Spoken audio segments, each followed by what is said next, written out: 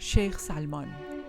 In 1266 AH, the trusted messenger Shaykh Salmán first heard the summons of God, and his heart leaped for joy. He was then in Hindian, irresistibly attracted. He walked all the way to Tehran, where with ardent love he secretly joined the believers. On a certain day, he was passing through the bazaar with Agha Muhammad Taqi Kashani, and the Farashes followed him and discovered where he lived. The next day, police and Farashes came looking for him and took him to the chief of police. "Who are you?" the chief asked. "I am from Hindian," replied Salmán. "I have come to Tehran and am on my way to Khorasan for a pilgrimage to the shrine of Imam Reza." "What were you doing yesterday?" the chief asked, "with that man in the white robe?" Salmán answered, "I had sold him an abba the day before, and yesterday he was to pay me." "You are a stranger here," the chief said. "How could you trust him?" "A money changer guaranteed the payment," Salmán replied. He had in mind the respected believer Agha Muhammad Sarraf, the money changer. The chief turned to one of his farashes and said, "Take him to the money changers and look into it." When they reached there, the farash went on ahead. "What was all this," he said, "about the sale of an abba and your vouching for the payment? Explain yourself."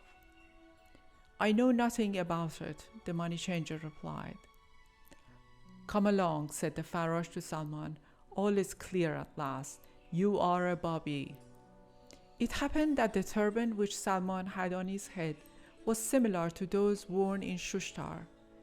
As they were passing a crossroad, a man from Shushtar came out of his shop. He embraced Salmán and cried, "Where have you been, Khwaja Muhammad Ali? When did you arrive? Welcome." Salmán replied, "I came here a few days ago, and now the police have arrested me." "What do you want with him?" the merchant asked the farash. "What are you after?"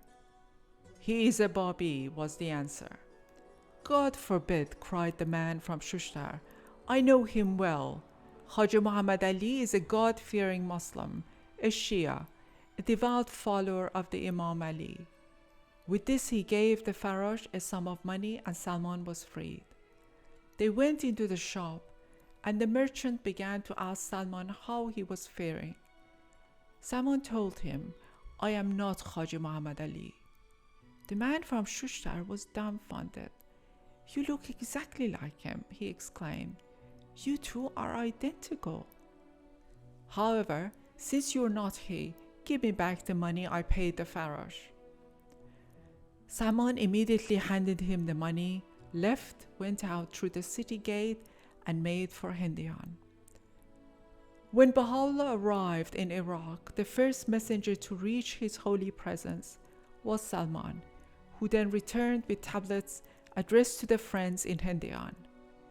Once each year, this blessed individual would set on foot to see his well-beloved, after which he would retrace his steps, carrying tablets to many cities, Isfahan, Shiraz, Kashan, Tehran, and the rest.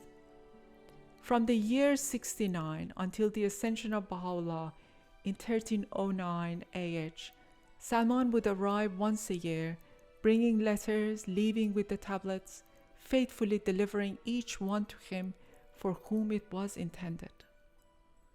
Every single year throughout that long period, he came on foot from Persia to Iraq, or to Adrianople, or to the most great prison at Akka, came with the greatest eagerness and love, and then went back again.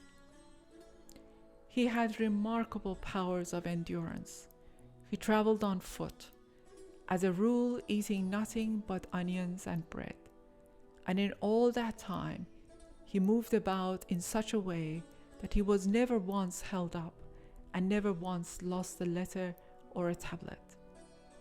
Every letter was safely delivered. Every tablet reached its intended recipient. Over and over again in Isfahan, he was subjected to severe trials, but he remained patient and thankful under all conditions, and earned from non-Bahá'ís the title of the Bahá'ís Angel Gabriel. Throughout his entire life, Salmán rendered this momentous service to the cause of God, becoming the means of its spread and contributing to the happiness of the believers, annually bringing divine glad tidings to the cities and villages of Persia.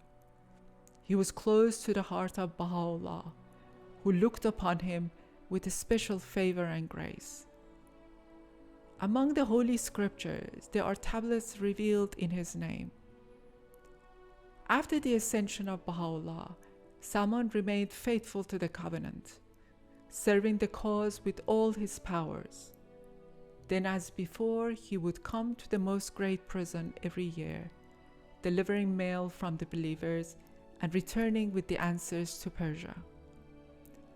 At last, in Shiraz, he winged his way to the kingdom of glory. From the dawn of history until the present day, there has never been a messenger so worthy of trust. There has never been a courier to compare with Salmán. He has left respected survivors in Isfahan, who because of the troubles in Persia are presently in distress. It is certain that the friends will see to their needs. Upon him be the glory of God, the All-Glorious. Unto him be salutations and praise.